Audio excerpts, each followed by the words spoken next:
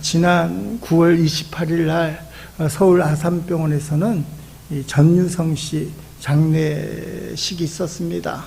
매스컴에서 하도 이야기를 하니까 여러분이 익히 알고 있을 것입니다. 이 전유성 씨는 이 개그맨이라는 단어를 만든 사람, 코미디계의 대부 이렇게 알려진 분입니다. 이분에게 특이한 일들이 참 많은데 한때는 이 청도에 살아서 거기에 문화 발전에 기여를 많이 했습니다. 전유성 씨가 만든 철가방 같은 콘서트장 유명하다고 그러는데 전유성 씨가 남원으로 떠나고는 어떻게 된지 모르겠습니다. 그때 특이한 페스티벌에 있는데 개나소나 콘서트를 2009년에 개최했어요. 콘서트 이름이 개나소나 콘서트. 이게 왜 열렸냐면 이 복날을 맞이해서 반려견들을 위한 콘서트를 열린 겁니다. 그래서 이 콘서트에는 개를 데려와야 되고 개들 반려견들을 위해서 유명 클래식을 실제로 들려준다고 오케스트라를 모셔오고 바이올린을 협여하고 클래식을 누구에게 들어줬다고요? 개들에게 들려준 것으로. 그래서 실제로 반려견 문화를 운동을 일으킨 첫 번째 사람 전유성 씨로 꼽기도 합니다. 대단한 분이잖아요. 개나소나 콘서트. 그리고 이분에 대한 개인적인 기억은 4년 전에 지리산 자락 남원에서 사는데 모 방송국에서 찾아가서 인터뷰를 하는데 내용 중에 하나가 아침은 지인 집 가서 먹고 점심은 간짜장을 먹고 저녁은 어떻게든 때우는데 간짜장을 꼭 먹는데 동네에 중국집이 4군데 있다는 거예요. 그래서 4군데를 돌아가면서 시켜서 꼭 점심은 간짜장을 먹는다. 짜장을 먹는다는 이야기. 그래갖고 이분이 돌아가신 다음에 짜장면과 관련된 전유성 씨 이야기가 인스타그램에 많이 올랐어요. 이분이 평상시는 무종교 또는 불교 신자로 알려져 있는데 장례식은 십자가를 딱 놓고 기독교 장례식을 치렀습니다. 여러분들이 봤을 거예요. 숭부리당당하면서 춤추는데 십자가가 떡하니 놓여 있어요. 왜 그렇게 됐을까? 죽기 직전에 예수님을 영접한 사람이 머리가 똑똑한 사람 같습니다. 자, 사진을 하나 보시죠. 이 사람, 이 전유성 씨가 장례가 됐는데 장례식이 끝나고 무덤을 만들잖아요. 그 무덤에 묘비를 저렇게 써놨어요. 웃지 마. 너도 곧 와. 이렇게 짧은 웃기는 문장인데 생각하게 만드는 글이에요. 인생의 의미에 대한 진지한 고민을 하게 한다는 겁니다. 이 말은 평상시에 전유성 씨가 자기 묘비명에 뭘 쓸까, 뭘 쓰면 좋겠냐 했을 때 나온 말이라고 그래요. 사진 하나를 보겠습니다. 우리가 잘 아는 이 조혜련 집사님이시죠? 조혜련 집사님이 인스타그램에 글을 올렸습니다. 밑에 보니까 오빠 손에 쥐어진 십자가. 아니, 불교 신자 무교였던 전유성 씨가 왜 기독교 장례식을 치렀는가? 그 옆에 조혜련 씨가 글을 썼는데 다음 장면을 넘기면 저 글이 써 있어요. 저기 보여요? 대단하십니다. 제가 한번 읽어보겠습니다. 유성 오빠의 손을 잡고 간절히 기도할 수 있어서 감사했고 기도 끝에 오빠가 아멘을 하셔서 감사했다. 내가 드린 가죽 십자가를 손에 꼭 쥐고 오빠가 마지막까지 성경을 읽으시고 찬송가를 들으셔서 감사했다. 하나님, 우리 딸을 잘 부탁드립니다. 하나님의 존재를 왜 이제서야 알게 되었는지 너무 후회가 됩니다. 생애 처음이자 마지막으로 오빠가 스스로 소리내어 회개의 기도를 하셔서 감사했다. 평생을 하나님의 존재를 부정했던 오빠, 이성미 언니의 생명책 첫 번째가 전유성 오빠였는데 38년을 버티다 마지막에 하나님을 인정하고 믿으며 받아들이신 건 정말 하나님의 기적이다. 많은 동료와 후배들이 오빠를 위해 오랫동안 기도했는데 결국 그 기도가 이루어졌다. 이제 오빠는 천국으로 가셨고 하나님의 품에 안기셨다. 오빠는 지금 끝이 아닌 새로운 시작을 하고 계실 거다. 오빠가 마지막에 깨닫는 그 진리를 모두가 알게 되길 소망한다. 유성 오빠, 힘든 국민들이 웃을 수 있게 개그를 만들어 주셔서 감사합니다. 존경합니다. 사랑해요. 우리 천국에서 다시 만나요. 저 인스타그램의 긴 문장을 꼭 읽어드리고 싶었어요. 읽을 만해요. 38년 동안 연예계에 있는 코미디계에 관련된 성도들, 이성미 집사님이나 조혜련 집사님들이 기도했다는 것. 마지막에 전유성 씨가 예수님 믿으면서 왜 이제 하나님을 알게 되었는지, 하나님, 내 혈육, 내 살붙이 딱 하나 남았는데 딸 하나, 하나님 낯달림이 잘 부탁드립니다.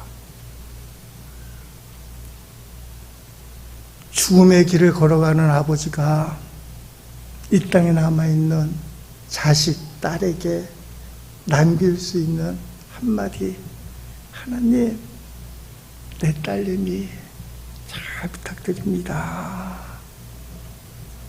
내일이면 우리 고유의 명절 추석입니다. 지금은 많이 이석되었지만 추석 때마다 교통이 꽉 막힌 이유가 있습니다. 성묘 때문에. 지금 추석 당일이라 성묘 가는 게 좀 많이 안 하는 게 됐지만 아직도 하는 분들이 계실 거예요. 몇 년 전만 해도 꼭 추석 당일날 집에서 차례를 드리고 성묘를 가잖아요. 그 전에 벌초도 하고. 왜 성묘를 갑니까? 산소가 제대로 있는지, 지금 나를 있게 해준 조상들, 그래서 나를 이 땅에 존재하게 만들고 먼저 하늘에 간 그 조상들과 만나는 거예요. 내가 어떻게 존재하는가? 조상님들 때문에 존재하고 나는 앞으로 어디로 갈 것인가? 이 성묘라는 것은 너무나 아름다운 우리의 풍습이라고 생각합니다. 요새는 성묘 대신에 화장도 가는 문화가 점점 되지만 죽은 자와 산자의 혈육 간의 만남,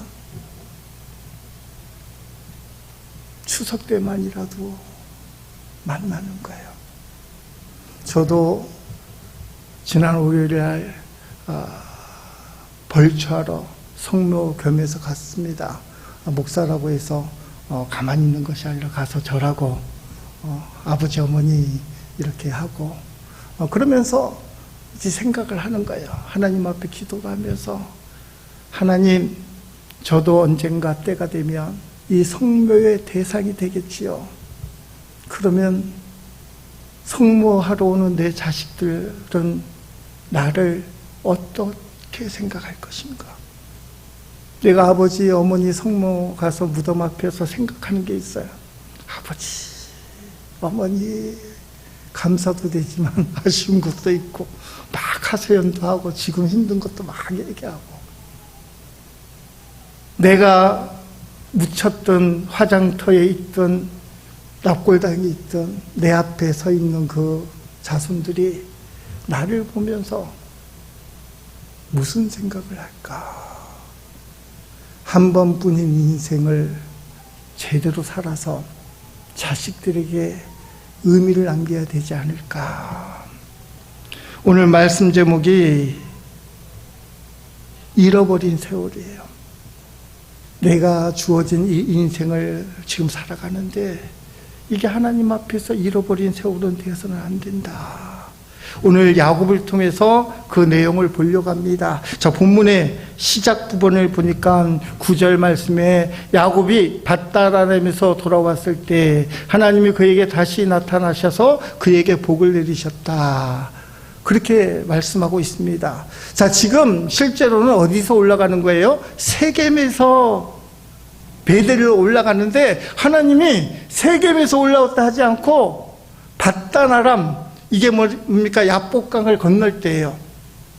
야복강 건넜을 때 바로 베델로 올라온 것처럼 말씀을 하신다는 것입니다. 그러니까 밧단-아람을 출발해서 야복강을 건넌 지 10년쯤 되었어요. 그러니까 세겜에 머문 지 10년이 되었다. 성경에는 10년이라는 단어가 안 나와 있지만, 막 어린 디나라는 딸내미가 장성에서 몹쓸 짓을 당하니까 어른이 되었다는 거잖아요. 최소 10년이 흘렀다라는 것입니다. 그러니까 하나님은 밧단-아람을 출발해서 야복강 건너서 10년 동안 세겜에서 야곱이 거주했는데 10년 세월을 쳐주지도 않아요. 하나님 보기에는 10년 세월은 의미 없는 세월이에요. 쳐주지도 않는 세월이라는 것입니다. 왜 그렇습니까? 하나님 보기에 안 좋아요. 그냥 그 10년 세월은 없는 게 나은 거예요. 야곱이 불순종했기 때문에 그렇습니다. 야복강을 건너자마자 바로 베델로 올라갔어야 되는데 10년 동안 세겜에 머무르다가 어쩔 수가 없어서 올라갔다. 반복되는 내용이지만 정리를 하면 그렇잖아요. 야복강 건너기 전에 밧단-아람에서 왜 삼촌 라반이 왜 내 딸내미들 다 데려가느냐, 내 재물을 다 훔쳐가느냐고 야곱을 쳐 죽일 듯이 쫓아왔습니다. 하나님의 기적으로 자유롭게 됐어요. 야복강을 건너니까 형님 에서가 복수에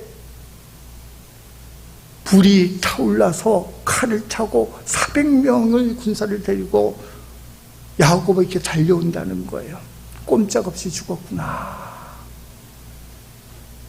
야복강 나루터에서 엉덩이뼈, 환도뼈가 부상당하는 고통 가운데 하나님을 만나고 자기 자신을 내려놓는 순간 이스라엘이 되고 형님 에서를 만나는데 기적적으로 복수의 피바다가 될 자리가 화해의 자리가 된 거예요. 두 번에 죽을 고비를 넘고 나니까 휴 하고 잠깐 쉬어야지. 그럴 때가 있잖아요. 죽을 고비를 연속해서 두 번 넘기니까 마음이 툭 놓이면서 혼미해지면서 이때가 위험한 거예요. 제가 묵상하기로는 야곱은 잠깐 쉴 생각인데 그 세월이 10년이 되고 말았습니다. 결국은 원치 않는 일들이 생기는 것입니다. 디나가 세겜에게 몹쓸 짓을 당하고 몹쓸 짓을 당한 디나에게 복수한다고 시므온과 베냐민이 속임수를 써서 세겜에 있는 남자들을 다 죽이고 무방비 상태에 있는 세겜성 그 틈을 이용해서 나머지 아들들이 가서 약탈을 하고, 말로 표현할 수 없는 일들이 막 생기는 거예요. 그래서 야곱이 뭐라고 얘기합니까? 악취가 나는 인생이 되었다. 악취가 나는 인생. 10년 동안 자기는 잠깐 머물겠다고 했지만 세월이 10년이 지나면서 한마디로 얘기하면 세상에 물들어 버렸어요. 하나님만을 섬겨야 되는 야곱의 가족들이 하나님의 그 전적인 으로 생명을 구했어요. 우리말로 얘기하면 구원받았다는 거예요. 구원받으면 하나님만 섬겨야 되는데 세상에 잠깐 머물다 보니까 세상에 온갖 더러운 죄악이 그 속에 들어오고 영혼이 타락합니다. 어쩔 수 없이 베들로 올라가게 될 때 그냥 올라갈 수 없으니까 야곱이 이런 놀라운 말을 해요. 니네에게 있는 우상들을 다 버려라. 구원받은 하나님의 백성이 기적적으로 2번이나 살아난 야곱의 가족들이 어떻게 우상을 섬깁니까? 그런데 성경에 보니까 35장 4절 말씀에 그들은 손에 가지고 있던 다른 나라의 모든 신상과 귀에 걸고 있던 고리를 야곱에게 내놓았다. 야곱은 그것들을 세겜 근처의 참나무 아래에 묻었다. 잠깐 머문 세겜의 10년 세월이 얼마나 타락했는지 가족들이 우상을 섬겼다는 겁니다. 기고를 했는데 이게 부적과 같은 기고를 했다는 겁니다. 이 모든 책임이 누구겠습니까? 바로 야곱에게 있었다는 거예요. 야곱이 하나님을 만났잖아요. 영적 지도자잖아요. 디나가 세겜에서 방황하도록 그대로 내버려두고 시므온과 레이가 세겜 사람들 속이고 죽이는 것도 그냥 묵인하고 아들들이 가서 약탈하는 것도 그냥 묵인했어요. 성경 어느 한 구석에 하나님을 찾았다는 단어가 없어요. 딸이 몹쓸 짓을 당할 때 주여 한때는 말이 없어요. 고난을 당했을 때 주여 한때는 말이 없어요.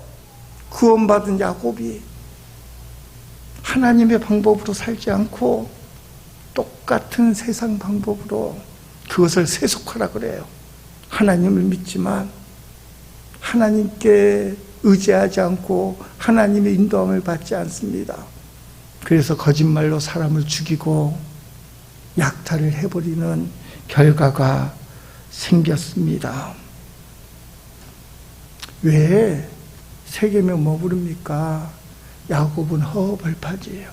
하나님이 계시지만 황당한 곳이에요. 세겜은 살기 좋은 곳이에요. 편한 곳이에요. 그래서 너무 사는 게 힘들어서 죽을 뻔한 고비를 2번이나 넘었으니까 잠깐 편하게 쉬려는 거예요. 근데 그게 타락한 겁니다. 가슴이 아프잖아요. 여러분은 지금 어때요?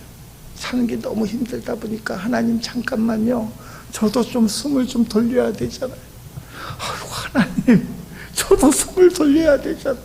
제가 잠깐 세상에 머물겠습니다. 하나님 잠깐만요. 지금 여러분이 서 있는 곳이 세겜이에요. 베델이에요. 아니면 베델로 올라갈 생각을 하기나 하시는 겁니까? 예수님은 이 부분에 대한 얘기하셨습니다. 나를 따라오는 자는 자기를 부인하고 자기 십자가를 지고 넓고 큰 길은 세겜의 길이에요. 편해요. 작고 좁은 길은 베델의 길이에요.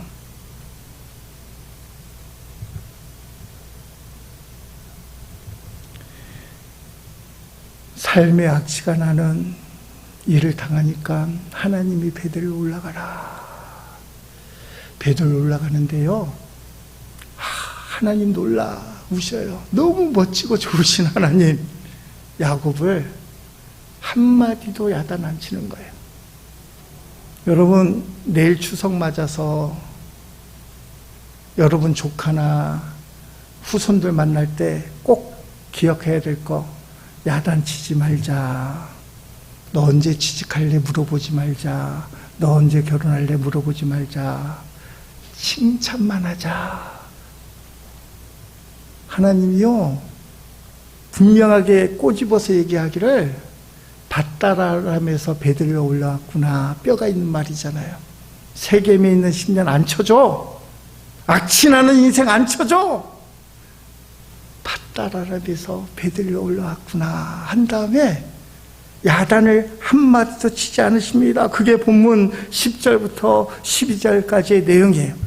자, 올라온 베델에게 하신 하나님 말씀, 하나님이 말씀하셨다. 너의 이름이 야곱이지, 그러나 너의 이름은 더는 야곱이라 불리지 않고 이스라엘이 너의 이름이 될 것이다. 하나님은 그의 이름을 이스라엘이라고 부르셨다. 하나님이 말씀하셨다. 나는 엘사다이 전능하신 하나님이다. 번성하여 불어나거라. 한 민족이 더 나가서 민족들의 무리가 너에게서 생겨날 것이다. 임금들도 너희 몸에서 나올 것이다. 내가 아브라함과 이삭에게 준 땅을 너에게 주마. 너의 뒤를 이을 너의 후손에게도 그 땅을 주마. 아멘. 이 말씀 생각만 해도 우리는 못된 짓 하는 자식들 보면 꼭 끝에 한마디 붙이잖아요. 한마디 안 붙이면 못 버티는 거예요. 잘 나가다 그 한마디 때문에 어긋나는 거예요. 하나님요, 훈계를 하시는데 기가 막히게 훈계를 합니다. 저기 어디 한 군데에 직접 야단을 쳤다는 말이 한 군데도 없어요. 대단하신 하나님. 근데 깨닫게는 만들어요. 너의 이름이 야곱이구나. 아니, 10년 전에 야복강 나루터에서 야곱이라 하지 말고 이스라엘이라고 했잖아요. 근데 너가 이스라엘 이름을 바꿔서도 세겜에서 악취나는 삶을 사는 것은 이름이 야곱 그대로 살았구나. 야곱의 뜻이 뭡니까? 발 뒤꿈치를 붙잡았다라는 거예요. 어머니 뱃속에서 쌍둥이 형님 에서의 발 뒤꿈치를 잡고 내가 먼저 나갈 때가 하다가 늦게 태어나서 야곱 발 뒤꿈치를 붙잡았다. 이 말은 속이는 자, 넘기는 자. 그러니까 유대 사람들, 이스라엘 사람들에게 발등꿈치를 잡았다 하면은 나쁜 놈이에요. 예수님이 자신을 배신할 가룟 유다를 보면서 시편 말씀을 이용하면서 이렇게 얘기합니다. 나를 발뒤꿈치를 넘길 자가 있다. 나쁜 놈이란 뜻이에요. 거짓말하는 사람. 우리말로 표현하면 등친다 라는 표현을 할 수 있어요. 저 사람은, 저 남자는 여자 등쳐먹어. 그 뜻이에요. 등쳐먹는다. 이스라엘 사람들은 등쳐먹는다 하면 못 머리요. 그러지만 발등꿈치를 잡는 놈이다 그러면 나쁜 놈이네, 사기꾼이네, 거짓말쟁이네. 하나님이 야곱을 이스라엘이라고 얘기했어요. 너 더 이상 나쁜 놈, 사기꾼, 거짓말쟁이가 아니야. 하나님 마음에 붙잡힌 자, 하나님과 이긴 자야. 그런데 세겜에서의 잃어버린 세월 10년 동안 그는 이스라엘 하나님의 사람이 아니라 야곱이었어요. 얼마나 차원이 높은 야단입니까? 너의 이름이 야곱이지. 너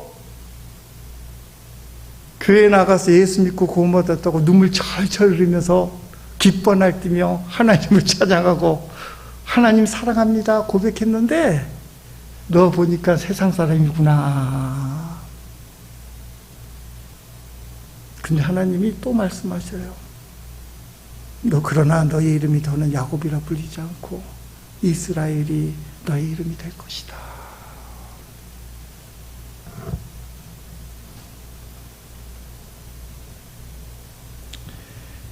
야곱은 세겜에서 10년의 세월을 잃어버렸는데 그 잃어버린 세월을 하나님은 은혜로 회복시켜 주시는 거예요.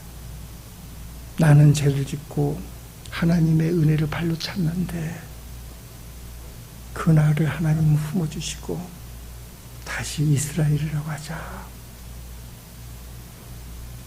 이 부분에 대해서 잘 생각해야 됩니다. 내가 예수 믿고 구원받고 은혜를 받고 기적을 체험했어. 야곱도 똑같이 얘기할 거예요. 하나님이 밭다람에서 나올 때 라반에게서 나를 지켜주시고 꿈속에서 역사하셔서 야복강에서 내 엉덩이뼈가 부러졌지만 예수 형님으로부터 나를 지켜주신 하나님이야. 할렐루야. 난 이스라엘이 됐어. 근데요, 그게 뭐라고요? 여전히 야곱이라면, 세겜의 자리에 그대로 머물고 있다면 그 은혜 자랑, 하나님의 역사 자랑이 무슨 소용이 있어요? 여전히 세겜에 머물고 있다면 그는 야곱이에요. 너 여전히 야곱이구나. 지난날 하나님의 역사를 자랑하지 마십시오. 그 사람이 비록 하나도 은혜도 안 받고 특별한 기적을 체험하지 않았는데 그 사람이 베델에 있다면 그 사람은 축복받은 사람이에요.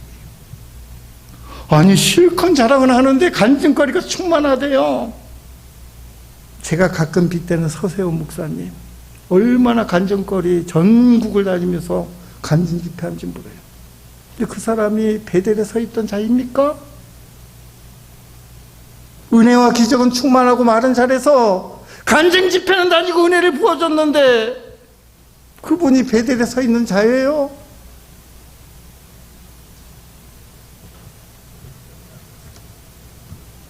지난날 하나님의 은혜를 받았다, 체험을 했다가 중요한 게 아니고 내가 서 있는 곳이 어딘가, 최소한 어디를 향해 가는가.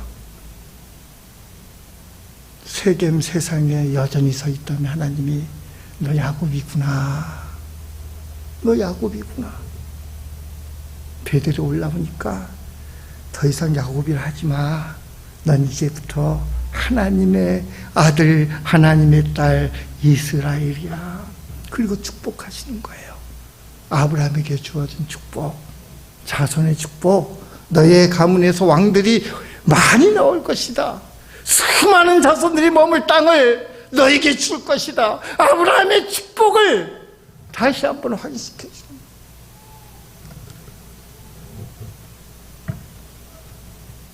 지난날 내가 받은 은혜가 중요한 것이 아니고, 그것도 중요하지만 진짜 중요한 것은 내가 어디를 향해 가고 있고 지금 어디에 서 있는가. 황량한 베델 자리지만 하나님이 원하는 그 자리, 그 사람이 이스라엘입니다. 하나님의 백성입니다. 수많은 신앙의 훈장을 달았지만 은혜 받았다고, 기적을 체험했다고. 근데 그 사람이 세겜에 서 있다면 그는 여전히 야곱이에요.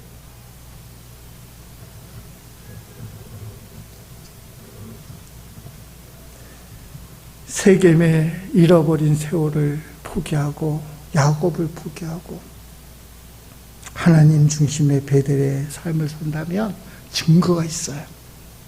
그 증거는 예배인 것입니다. 오늘 본문 14절 15절 말씀에 야곱은 하나님이 자기와 말씀 나누시던 곳에 기둥을 세웠다. 돌기둥이었다. 그 위에 붓는 제물, 전제물을 드렸고 기름도 그 위에 부어드렸다. 야곱은 하나님이 자기와 말씀 나누시던 곳에 이름을 베델이라고 지어 불렀다. 아니 베델에 가서 베델이라고 이름 부르게 뭐냐고. 잃어버린 10년 세월을 회개하는 거 아니겠습니까? 30년 전 사건이잖아요. 30년 전에 아버지를 속이고 형님을 속여서 장자구를 받고 야반도주했을 때 루스 강야에 아무도 없다고, 하나님도 없다고 생각하던 그 밤에 하나님을 만나고 그것에 돌기둥을 쌓았어요. 30년 전 사건, 창세기 18장 18절 19절. 야곱은 아침 일찍 일어났다. 베개로 삼았던 돌을 가져다가 기둥으로 세우고 그 기둥머리 위에 기름을 부었다.